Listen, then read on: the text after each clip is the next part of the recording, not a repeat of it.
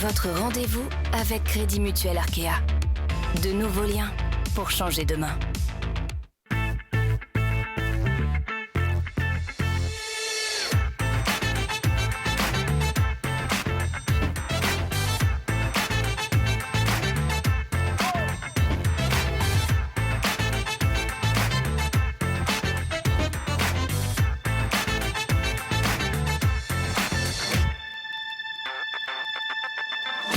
Bonjour à toutes et à tous, soyez les bienvenus dans le Café de la Marine. Bonjour Gilbert. Bonjour Virginie, bonjour à toutes et à tous. C'est notre tout dernier café de l'année ici à la Cité de la Voile Éric Tabarly. Et pour clôturer 2022 en beauté, nous allons continuer de mettre à l'honneur les marins qui ont animé la Route du Rhum le mois dernier, avec une catégorie dont on n'a pas encore parlé et qui pourtant a offert elle aussi des duels passionnants, c'est celle des Rhum Multi. Et notre invité n'est autre que celui qui a raflé la mise au terme de nombreux rebondissements. Il est d'une lignée où on vit la passion du large de génération en génération. Skipper et patron pêcheur, il a le sourire farceur et jongle avec brio entre son attirance pour la compétition et la gestion de son armement de pêche basé à Saint-Malo dont il est originaire.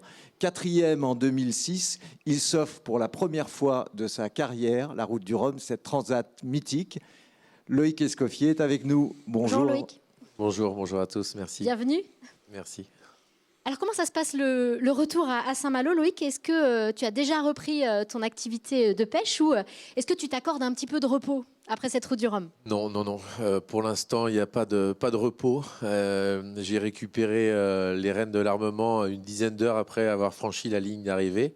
Sans transition, vraiment. Voilà, ouais. ma femme a fait la transition. Elle s'est occupée de l'armement, d'ailleurs, très bien pendant mon absence. Mais il était temps que je revienne pour l'aider et puis pour s'occuper de tout ça. On arrive sur les fins d'année comme ça où pour nous, c'est une grosse période avec les fêtes. Donc, il ne faut surtout pas louper la fin de saison. Donc, on se reposera au mois de février, peut-être un petit peu. Et ton bateau, il revient par la mer ou il est chargé sur un cargo? Le bateau est aux Antilles. Il fait des RP jusqu'à fin décembre. Ensuite, il va être hiverné en Martinique. Et moi, je retourne là-bas faire des régates Heineken Regatta à Saint-Martin, les voiles de Saint-Barth. Et ensuite, le bateau rentrera par cargo pour revenir sur la Bretagne et voir ce qu'on fait. Un peu de chaleur à venir après Voilà. les fêtes. Alors on va revenir sur cette victoire acquise sur le fil au terme de petits rebondissements puisque Roland Jourdain avait franchi la ligne d'arrivée avec 46 minutes d'avance, mais il a écopé d'une pénalité de 90 minutes pour rupture d'un plomb d'arbre d'hélice. Ça s'est joué à rien, Loïc. On revoit ce moment où on t'annonce que tu as gagné la Route du Rhum. Bilou, il a un plomb de cassé. Qui fait? Bilou a un plomb de cassé. Donc il vient d'accepter 90 minutes de pénalité. Donc tu viens de passer la ligne avant les 90 minutes. Donc il attend. Si tu n'as pas de plomb de pété, là, tu gagnes la Route du Rhum. C'est bien mon gars. Bravo. Alors, quelle course? C'est dur. T'as fait quelle course?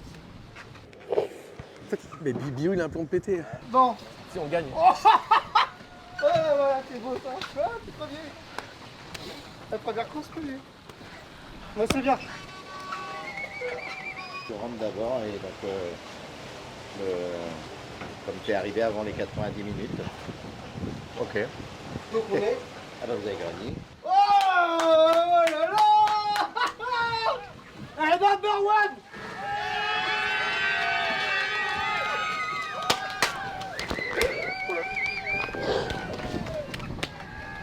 Ouais, t'as fait chier la pédale. C'est une justice. Loïc, c'est assez cocasse et ça te fait sourire, c'est vrai, mais on voit aussi ta surprise, mais ton émotion. Tu ne te voyais pas la gagner avec tous ces cadors? Il y a eu tellement de choses. Sur cette transat, il y a eu tous les paramètres pour vraiment avoir le feu d'artifice d'émotion à la fin. Le chavirage au mois de juillet, on va en parler. Tous les copains qui préparent le bateau pendant toute la semaine avant de partir, les panneaux solaires qu'on met la veille du départ, les sièges qui arrivent de chez Christophe Ancelin 48 heures avant le départ. Heureusement que le départ a été retardé. Ce que je veux dire, c'est qu'il y a eu du match. Enfin voilà. Oui, Donc, puis il y avait forcément- quelques ténors en plus dans cette classe. Oui, Poupon, Marc c'est Guillemot, ce que j'ai expliqué. Roland C'est des Jourdain. mecs que moi j'ai rencontrés. J'avais 10-12 ans. J'ai nettoyé leur carène Leur sur les Figaro, Figaro ouais.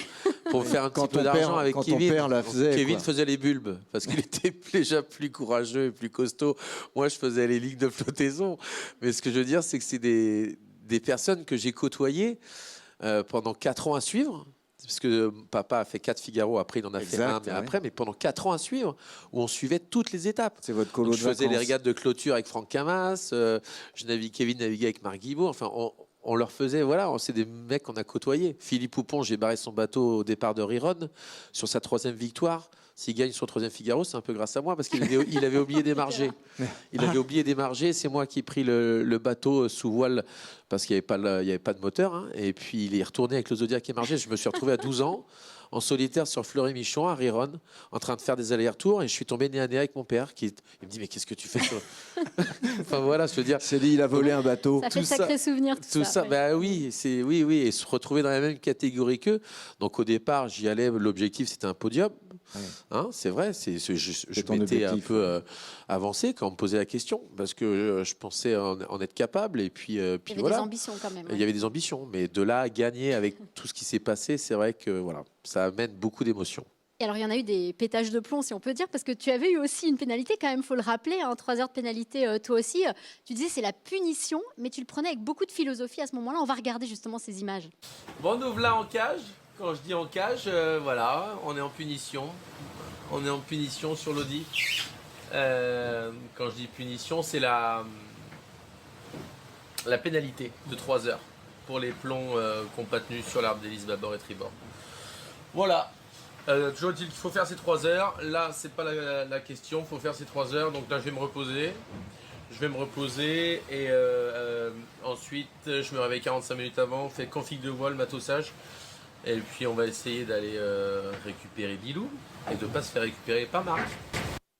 Ça rend fou quand même quand on joue aux avant-postes comme ça, de rester volontairement à l'arrêt. Tu as l'air étonnamment zen quand même à ce moment-là. Oui, parce que j'ai aussi Jean-Yves Bernot en routeur qui me connaît bien. Hein, j'ai navigué avec son fils, enfin il me connaît depuis très longtemps aussi. Et il sait me parler. Il me dit voilà, quand tu as Jean-Yves Bernot qui dit mais Loïc, on continue d'aller chercher la place demain. Je dis bah là ça va être un peu compliqué. Il me dit non, va te reposer. Et puis voilà, donc tu écoutes. Quand tu as un mec comme ça qui te parle, tu écoutes. Mais j'ai dû dormir 45 minutes ou 1 heure parce que j'étais tellement, Sur les nerfs, quand tellement même, sur les ouais. nerfs. Et puis je voyais Bilou à l'AIS en fait. Ouais, Et ça, on va en parler. Ouais. À l'AIS. Et je voulais le garder à l'AIS pour repartir parce que psychologiquement, c'est top. Et puis Stimulant, ouais, c'est stimulant. Oui, justement, il y a eu du match. On va revoir des images où vous naviguez très très proche à l'AIS, qui est un système qui permet de suivre la trajectoire de ses adversaires. Tout va bien sur l'Audi Group. Petite vidéo. On navigue à l'AIS avec Bilou, quoi. C'est hallucinant. Vous voyez là, on croise devant. Là. Il va croiser derrière à 10 000. C'est hallucinant. Fin de transat. On est en régate à l'AIS. Tu t'es surpris à prendre autant de plaisir à régater dans cette catégorie? Bah, c'est-à-dire qu'il y a 6 ans, je suis 2e derrière papa, je fais une erreur, je rentre à Brest, je repars dernier. Donc là, j'ai remonté la flotte assez rapidement. Et après, bon, il y avait du match, mais j'étais 4e, je me battais, mais voilà, il y avait 300 000 devant et 200 000 derrière. Là très clairement, entre la ligne de départ et la ligne d'arrivée, il y a toujours eu du monde autour de moi. Toujours. Donc, en plus, des mecs qui naviguent super bien, avec des bateaux similaires. Donc, encore une fois, il y avait vraiment tout pour se battre et se motiver. Et puis, il y a aussi le classement qui arrive toutes les heures sur nos ordinateurs avec le positionnement des bateaux. Ça qui stimule, fait que, on voilà, gagne un peu. c'est forcément quand tu es un compétiteur et que tu vois que tu es dans le match, tu vois que ça ne se joue pas grand-chose. Puis moi, déjà que quand j'ai pas beaucoup de paramètres de positif, j'arrive toujours à positiver. Oui. Alors là, vu qu'il y avait pas Oui, mal c'est de un trait de ton paramètres, caractère. T'es très optimiste. Ouais, très. Je pense que ça passe par là, ouais. je me bats avec Kevin pour qu'il le soit un peu plus. Alors on va revoir, il y a eu beaucoup de rebondissements, on l'a dit, avec notamment Gilles Bouquenot aussi qui était en tête, qui était en passe de l'emporter et qui a chaviré à 250 000 de l'arrivée à Pointe-à-Pitre. Et on va revoir ce moment fort et émouvant où tu croises son regard. Il est où, Gilles? Il est là, Gilles. Gilles.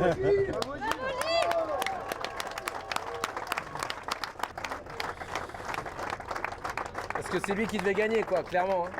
Mais après, je peux en parler. Je me suis retourné il y a 4 mois. Donc quand on fait du multicoque, on le sait. C'est-à-dire qu'il y a toujours ça. C'est pour ça qu'on arrive, il y a pas mal d'émotions. Parce que forcément, c'est stressant, quoi. Donc pour ça, quand j'ai appris ça pour Gilles, c'était pas facile, vu que je l'ai vécu.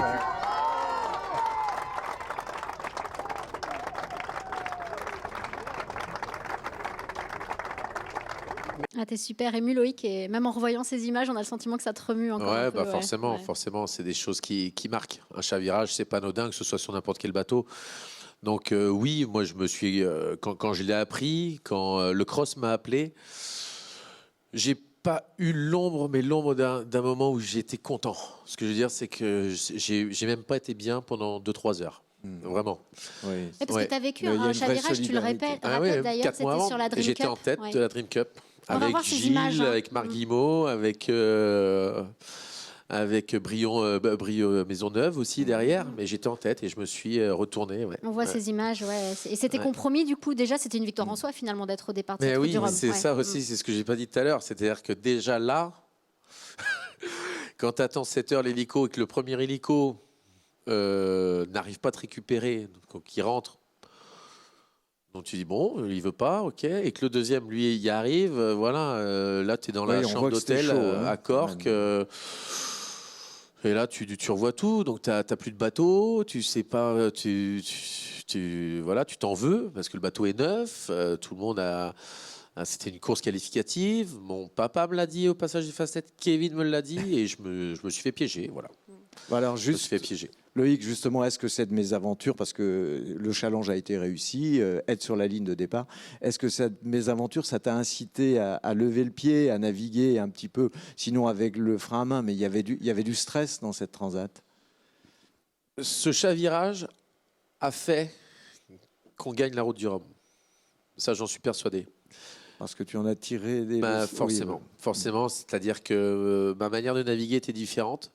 Alors, progressivement, sur la Route du Rhum, j'ai monté le curseur petit à petit.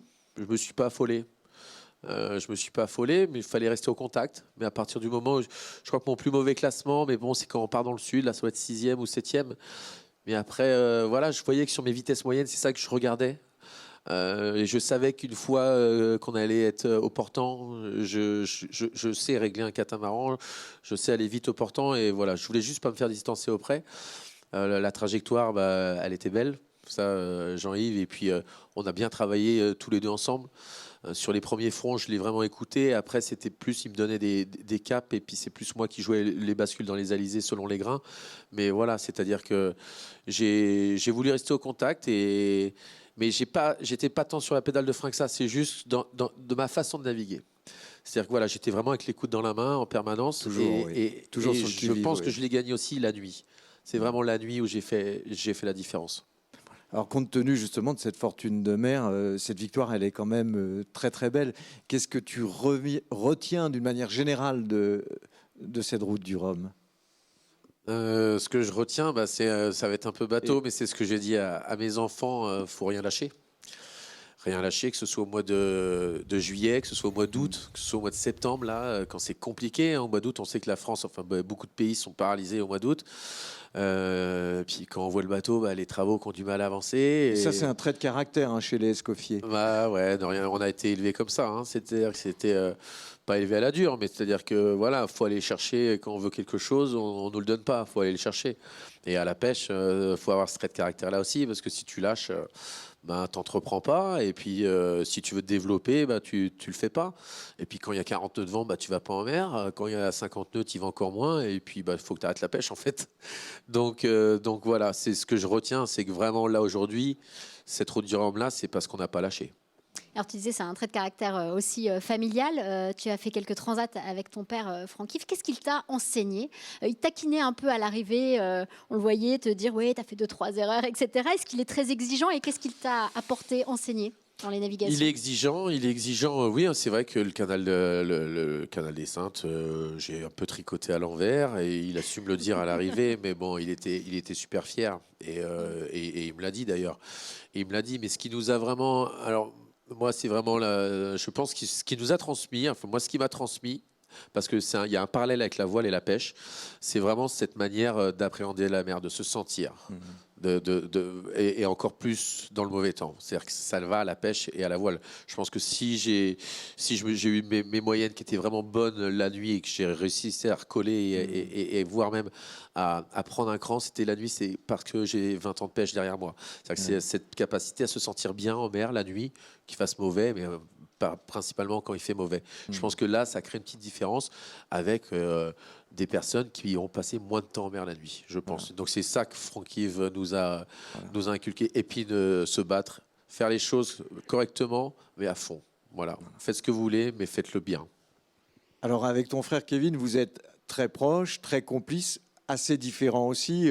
Kevin était le bon élève. Je crois que tu étais plus turbulent, rebelle aux études. Comment tu t'es construit ou que tu as trouvé ta place, toi, au sein de cette fratrie?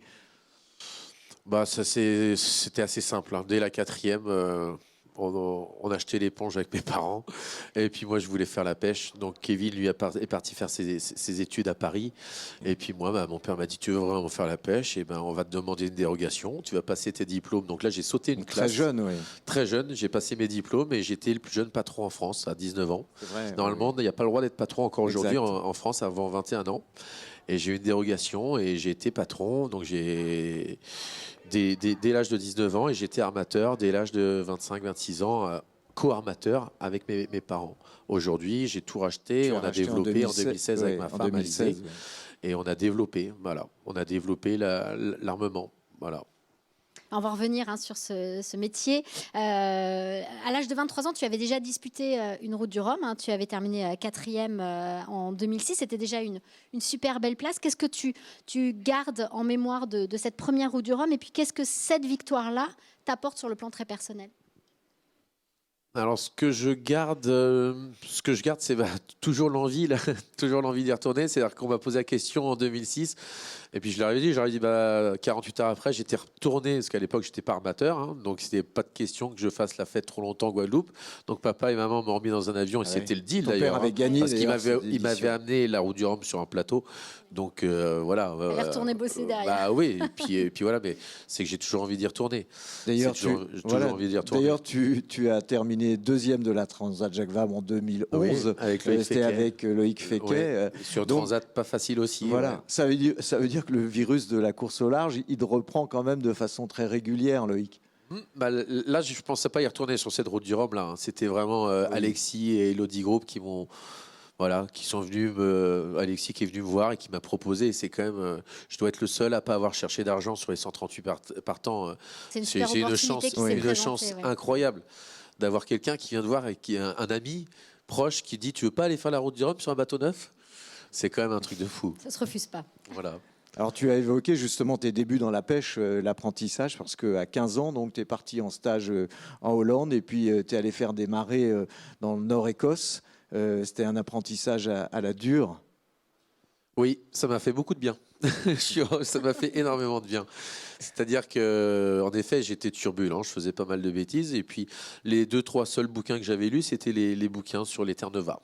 Sur les Terre-Neuve, et cette pêche industrielle me faisait rêver. Voilà, je voulais aller voir de mes propres yeux ce que c'était. Donc Terre-Neuve, ça n'existe plus. Donc ce qui s'en rapproche le plus, L'histoire de Saint-Malo. voilà, exactement. Ce qui s'en rapproche le plus, c'était ces bateaux de 90 mètres qui font le Nord-Écosse, Ouest-Irlande, en mois de janvier, février, mars. Donc dans des mers compliquées. Moi, c'est les plus mauvaises mers que j'ai jamais vues. Même en étant sur un bateau de 80 mètres, j'ai jamais vu des mers comme ça. Et puis à la dure. Voilà, mais vraiment à la dure. Donc ça m'a fait énormément de bien. J'ai fait 3 voyages. Et puis ensuite, je suis rentré dans l'armement familial comme matelot, juste pendant 1 an. Et puis très rapidement, papa m'a essayé comme patron. Et puis c'était mon truc en fait. J'ai toujours voulu faire que ça, être sur l'eau. Et puis je lui ai vite montré que j'étais vraiment un fan voilà. de la pêche et fan de la régate, parce que c'est une régate perpétuelle. C'est-à-dire qu'il faut pêcher plus que le copain, il faut vendre aussi. Mieux que le copain. Mieux vendre que le copain. Et puis dans le mauvais temps, il faut faire ses preuves. C'est-à-dire quand les mecs restent le long de la cale, si tu as l'équipage pour et que tu sens ton bateau et tout le monde prêt à y aller, faut y aller. Ça, c'est aussi ce que papa m'a inculqué. Et alors justement, tu as repris l'armement familial en 2016. Donc tu gères, il y a 4 bateaux, 35 employés. Parle-nous de ces projets, de cette deuxième casquette, de ton boulot quotidien finalement, de cette passion-là. Voilà, c'est entreprendre. Avec ma femme Alizée, on a racheté l'armement. Et puis donc on a racheté, il y avait 2 bateaux, il y avait 10-12 personnes. Et puis... alors fou, inconscient ou pas inconscient, je ne sais pas, mais je me suis vite entouré de jeunes que j'ai formés. Je leur ai fait confiance, parce qu'à la pêche, il faut d'abord avoir le personnel avant d'aller chercher les bateaux. Moi, c'est aussi ce que papa m'a toujours dit. Va pas acheter un bateau si tu n'as pas l'équipage pour mettre dessus. Donc, et puis j'ai acheté le Sirocco, un 17 mètres. Ensuite, j'ai racheté le Francani, c'était le Gaélique qu'on a rebaptisé le Francani, un catamaran de 16 mètres par 8. Et puis on a étoffé l'armement. Voilà, là on fait construire un bâtiment. Là on rachète un autre bateau au mois de janvier. C'est-à-dire que voilà, aujourd'hui on est numéro 1 en France en crustacés sur l'araignée de mer. Et puis à côté de ça, on a notre structure parce qu'on extrait la chair d'araignée pour amener les barquettes de chair d'araignée dans les hôtels, dans les restaurants, dans les poissonneries. C'est une valeur ajoutée, quoi. Voilà, et puis voilà, on essaye que nos employés se sentent bien chez nous. Parce que aujourd'hui, dans beaucoup de milieux, mais dans le milieu de la pêche encore plus, c'est des métiers difficiles. Donc on essaye et ça passe par là. La réussite de l'armement passe par le personnel. Et puis pour ça, faut qu'ils se sentent bien chez nous et qu'ils puissent pouvoir évoluer au sein de l'armement. Donc c'est ce qu'on essaye de faire. Alors voilà, on voit que tu es très occupé, mais ton frère Kevin va s'élancer là pour The Ocean Race, la course autour du monde. Est-ce que ça te tenterait de faire une petite étape à bord de Groupe Holcim à ses côtés ? Oui, bien sûr, mais en rigolant, j'ai tendu la perche auprès de ma femme et elle m'a dit « tu rigoles là ». Donc non, je serai au départ. Donc tu n'auras pas de bon de sortie. Je serai pas pour l'instant, on va voir, je n'ai pas dit mon dernier mot. Okay. Non, je serai au départ et puis je vais faire certainement quelques étapes. Parce que sur les dernières Volvo de Kevin, j'ai pas pu, on était en plein boom et j'étais encore embarqué à la pêche. Donc là, j'y serai. Mais voilà, pour l'instant, de faire une étape, c'est pas d'actualité. Avec souvent des moments forts aux étapes aussi, émotionnellement pour les proches. On va parler de l'actu du mois de décembre. Elle est riche, avec notamment le Salon nautique de Paris qui a fermé ses portes le week-end dernier et qui a résonné des bruits de la course au large. C'était l'heure des remises des prix et des annonces pour l'année à venir, avec tout d'abord la traditionnelle récompense du marin de l'année par la Fédération française de voile. C'est une sorte de grande messe du mois de décembre. Et le jury réuni par la Fédération française de voile a désigné Jean-Baptiste Bernache, champion du monde de laser, comme marin de l'année, devant Charles Caudrelier, récent vainqueur de la Route du Rhum en ultime. Et le public, lui, qui pouvait voter par Internet, avait plébiscité Thomas Ruyant, vainqueur de cette Route du Rhum en IMOCA, devant Charlie Dalin. Charlie Dalin qui, lui, gagne le titre de champion IMOCA Globe devant Jérémy Bayou et Thomas Ruyant. Le skipper d'Apivia qui a en fait gagné toutes les courses en solo d'avant-saison, dit avec humour être un peu le Poulidor de la course au large. Alors la fédération a également récompensé les clubs nautiques les plus dynamiques et la Bretagne était particulièrement à l'honneur avec dans les Côtes d'Armor l'école de voile donc de Lequirec qui a été élue école de voile de l'année et ici dans le Morbihan le centre nautique de Lorient désigné comme meilleur club sportif de l'année. Il y a beaucoup de talent et puis on forme beaucoup de jeunes dans ce club lorientais. Puis 2023 sera l'année de la Transat Jacques Vabre, Transat en double au départ du Havre, qui une fois encore cette année ira en Martinique. Et sachez qu'à l'issue de cette course, Lorient Grand Large organisera une course en solitaire retour à la base qui sera qualificative pour la Route du Rhum, une sorte de renaissance de la Transat B2B. Par contre, la course aller-retour Lorient-les-Bermudes réservée à la classe ultime, elle ne renaîtra pas en 2023 et c'est bien dommage. Des conseils de lecture pour Noël.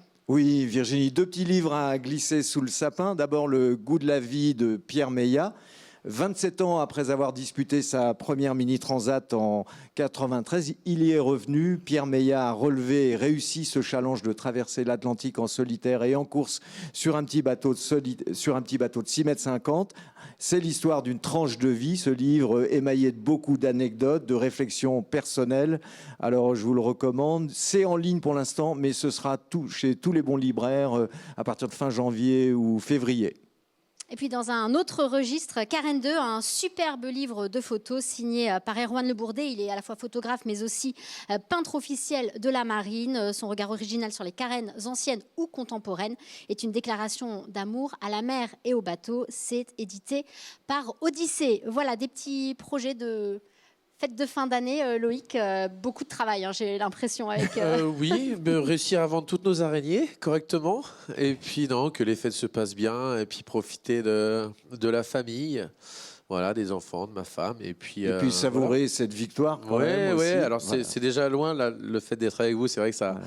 Et de revoir ces vidéos-là, ça fait du bien. Mais c'est ce que je disais tout à l'heure. J'ai déjà l'impression que c'est tellement loin. Mais voilà. C'est bien, c'est qu'on ne s'ennuie pas. Voilà, et on te passe un petit salut, c'est celui de Roland Jourdain qu'on aurait peut-être voulu avoir à tes côtés. Oui. Il est en convoyage, il est en escale à Madère. Il nous a envoyé un petit message nous demandant de te saluer. C'est gentil, merci. Voilà pour tous ces mots.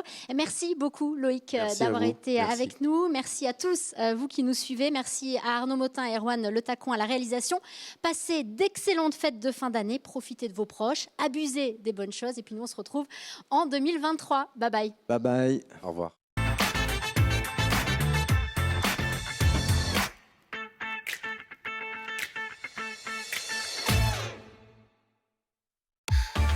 C'était votre rendez-vous avec Crédit Mutuel Arkea. De nouveaux liens pour changer demain.